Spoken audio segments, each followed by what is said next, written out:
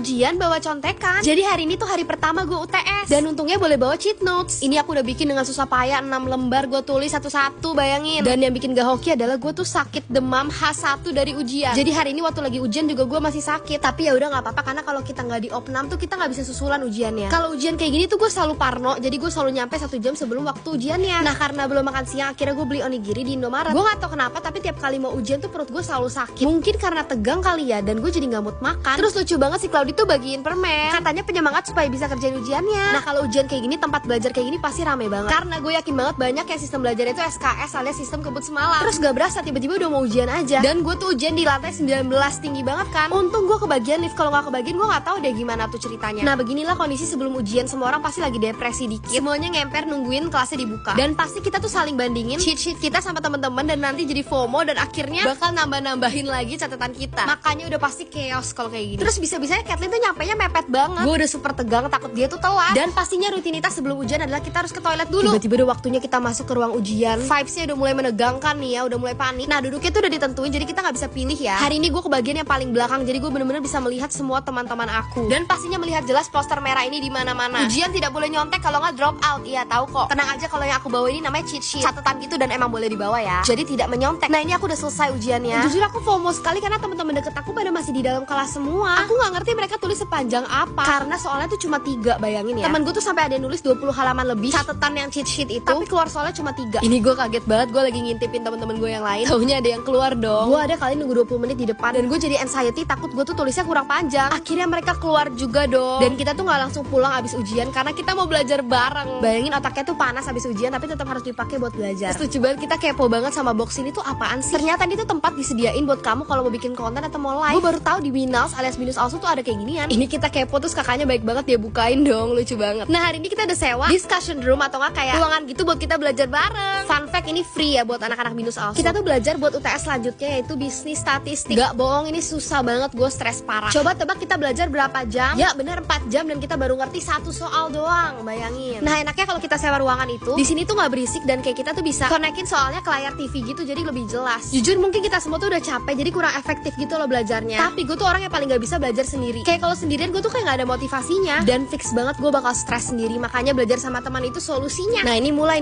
stres. Tiba-tiba jadi balerina gak jelas banget. Mendadak kita jadi Disney banget, kita malah jadi karaoke lagu Frozen. Gak apa-apa lah ya, menghibur diri dikit. Udah deh, udah jam 7 ternyata kita langsung pulang. Segitu aja hari ini, thank you, bye, love you. Mwah!